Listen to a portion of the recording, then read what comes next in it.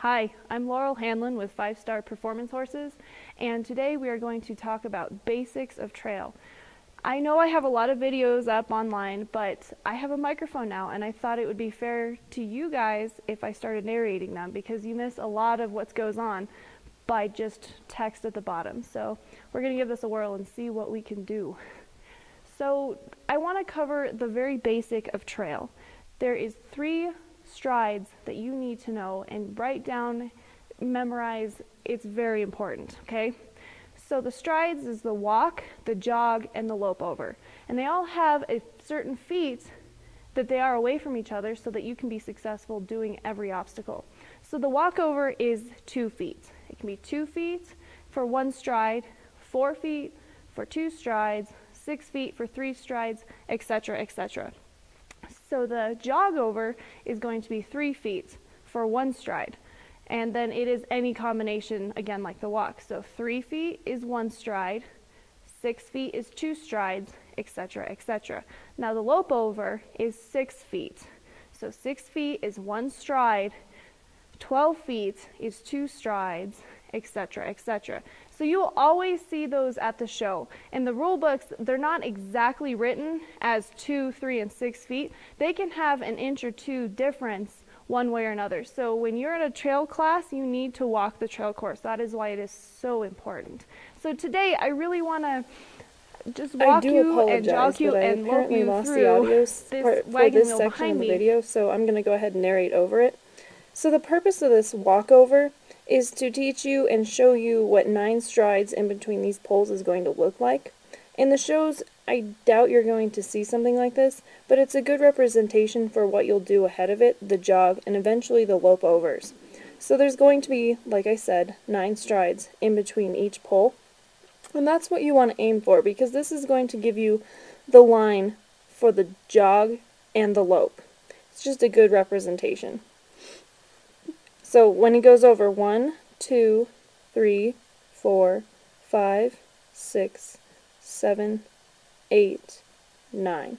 So what I want you guys to do is really pay attention to where your horse's feet are and get accustomed to looking where they're stepping down with their feet. And of course you're going to have to adjust your circle in and out to make sure that you get the correct number of strides. If you cut in too much, you're going to lose a stride. If you cut out too much, you're going to gain a stride and maybe even lose the end of the pole. So here I'm going to start jogging, and with the jog, I want you to get 6 strides in between each pole.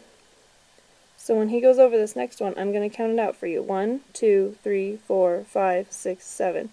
Now what I noticed with this video is the first half is kind of rough. I keep getting 7 strides, which is not good. You don't want to aim for that. So this is a little bit of a warm-up, and I'm going to get 7 strides consistently, and I want you guys to get 6.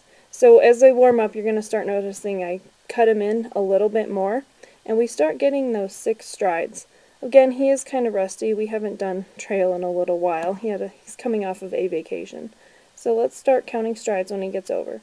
1, 2, 3, 4, 5, 6. 1, 2, 3, 4, 5, 6. 1, 2, 3, 4, 5, 6. So I really need you guys to pay attention to where your horse's feet are, because strides are so important. When you know how big your horse's stride is, you can set them up for success going through the trail course.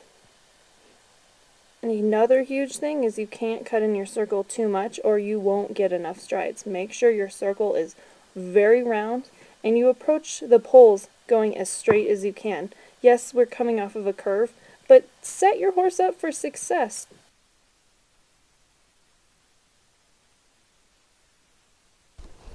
So with the lope over, we want to aim for 3 strides in between these poles. So 1, 2, 3, 1, 2, 3, 1, 2, 3, 1, 2, 3. Again, same thing with the walk and the trot overs. You need to adjust your horse so he can successfully get through these, and not every circle is going to be exactly the same. Sometimes I'm going to have to go wider and then cut it. Sometimes I'm going to have to really cut it off and then reach for it. So it just depends, again, on how big your horse's stride is and how slow and collected they are. So be ready to change how big and how wide you make your circle. So Germ's got a shorter stride, so I'm aiming in just a little bit more than I would for another horse so that he can get through here looking as pretty as he can. So good, he's doing really consistently with 3 strides. So let's see how we do going on the right lead. And he is a little rusty. We took about a month off because he's a well-deserved show horse. 2, 3, 1, 2, 3, 1, 2, 3, 1, 2, 3, 1, 2, 3.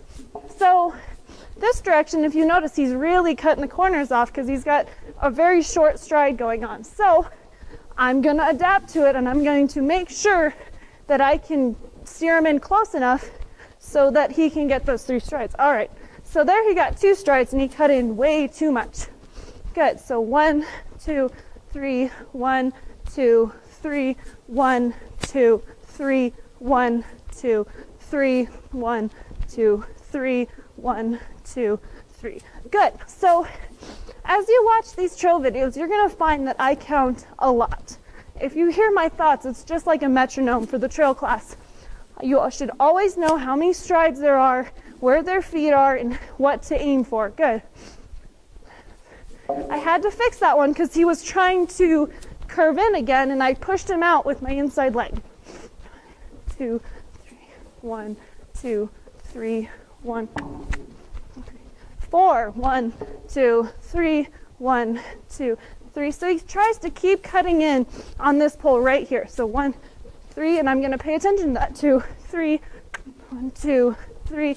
Good. 1, 2, 3, 1, 2, 3, 1, 2, 3. Good. Much better, Trot. So that was much better. It's more of what I want to see with him. Instead of cutting in, he's listening to my leg and moving in and out. So that was really good. Whoa. Well, I hope you guys enjoyed this. If you have any suggestions for future videos, just send me a message and I'll see what I can do for you guys. Thanks.